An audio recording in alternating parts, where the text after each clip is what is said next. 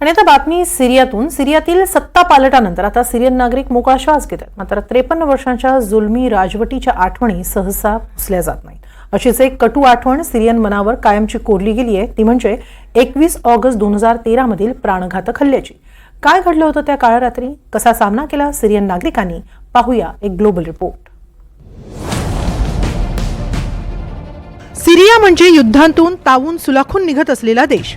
अंतर्गत कलह, शेजारी अरब राष्ट्रांशीच असलेले मतभेद, इस्रायलचं आव्हान यांनीच सिरियाचा इतिहास ठासून भरलाय.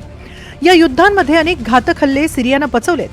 अशात 2013 मधील रासायनिक अस्त्रांचा हल्ला सिरियन नागरिक आजही विसरलेले नाहीत. काय घडलं होतं 2013 मध्ये? 21 ऑगस्ट 2013 रोजी सिरियावर रासायनिक अस्त्रांचा हल्ला झाला. यात तब्बल 1500 नागरिकांचा बळी गेला, तर 6000 लोकांना श्वसनाचा भयंकर त्रास झाला. दमास्कसच्या उपनगरांवर हा हल्ला झाला होता. घौटा, झामाल्का इन तारमा या शहरांना यात लक्ष्य करण्यात आलं. या हल्ल्यात सरीन हे घातक रसायन वापरण्यात आलं होतं. मध्यरात्री हा हल्ला झाला. धक्कादायक म्हणजे तत्कालीन सिरियन राजवटीनंच आपल्या जनतेवर हा हल्ला घडवला होता. हा हल्ला मध्यरात्री सारे गाढ झोपेत असताना झाला. अचानक श्वास गुदमरू लागल्यानं नागरिक भयभीत झाले. अनेकांनी तर स्वतःला कित्येक तास कोंडून घेतलं होतं. याच्या कटू आठवणी या हल्ल्यातून बचावलेल्या कुटुंबांना सांगितल्या. साधारणपणे रात्रीचे 2 वाजले होते. सुरुवातीला आम्हाला वाटलं की मिसाईल हल्ला झालाय, मात्र शेजाऱ्यांनी आम्हाला हा रासायनिक हल्ला असल्याचं सांगितलं. मी तातडीनं माझ्या आईवडिलांना उठवलं आणि आम्ही सगळे तळघरात गेलो. तिथे कोणतीही खिडकी नव्हती. दरवाजावर आम्ही टेप लावली. आम्ही कापड आणि व्हिनेगर घेऊनच तळघरात गेलो. दरवाजाला टेप लावून त्याच्या खाली पाण्यानं भिजवलेलं कापड आम्ही लावलं. आम्ही श्वासानं व्हिनेगर आत ओढत राहिलो. हा प्रकार आम्ही जवळपास 3 तास केला. तळघरात आम्ही एकूण 23 जण होतो. हा हल्ला करताना सिरियन सरकारनं विरोधी बंडखोरांना जबाबदार धरलं होतं. मात्र बंडखोरांनी हे आरोप फेटाळले होते. या हल्ल्यांमध्ये राजधानी दमास्कसच्या उपनगरांना लक्ष्य करण्यात आलं होतं. अमेरिकेचे तत्कालीन राष्ट्राध्यक्ष बराक ओबामा यांनी या हल्ल्याची तीव्र निंदा केली होती. या हल्ल्यानं सर्व सीमारेषा पार केल्याचं ते म्हणाले होते. तर नागरिकांनी त्यांच्या घरासमोर मिसाईल पडताना पाहिले. हे मिसाईल फुटले नाहीत, मात्र त्यांच्यातून प्राणघातक सेरीन वायू बाहेर पडत होता. अनेक नागरिकांनी त्यांच्या घरांच्या तळघरांचा आसरा घेतला, तर काहींनी त्यांच्या घरांच्या खिडक्या दारं घट्ट लावून घेतली. हल्ला झाला तेव्हा नागरिक काहीसे बेसावध असले तरी त्यांना या हल्ल्याची पूर्वकल्पना नव्हती असं म्हणता येणार नाही.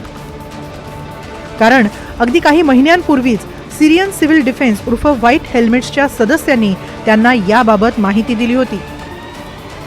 सरकार विरोधी आणि बंडखोरांना समर्थन देणाऱ्या शहरांवर सरकार अशा प्रकारचा हल्ला करू शकतं आणि त्यावेळी नागरिकांनी कापड पाण्यात भिजवून तोंडाभोवती गुंडाळावं किंवा व्हिनेगार श्वासानं ओढावं असं त्यांना सांगण्यात आलं होतं. मात्र तरी या हल्ल्यानं मोठी जीवितहानी झालीच. आम्ही जेव्हा बाहेर पडलो तेव्हा बचाव पथक आलं होतं आणि ते मिळेल त्या वाहनावर म्हणजे कार, ट्रक, बाईकवर मृतदेह उचलून नेत होते. आम्ही 2 तास एका खोलीत बंद होतो. मात्र या काळात अनेक जण त्यांच्याच घरात मृत्युमुखी पडले. 2 वाजण्याच्या सुमारास रेस्क्यू टीमने दरवाजे तोडले आणि गुदमरणाऱ्या लोकांवर उपचाराला तातडीनं सुरुवात केली. आम्ही त्यांना आवाज दिला तेव्हा त्यांनी आम्हाला तिथून तातडीनं पळून जा असं सांगितलं. आम्ही एका मिनी बसनं शहर सोडलं आणि जिसरीन गाठलं. बुधवारी झामाल्का मधील शहीद स्मारकाला सिरियन नागरिकांनी आदरांजली वाहिली. दरम्यान या सिरियन नागरिक युद्धानं लाखभर लोकांचा बळी घेतलाय.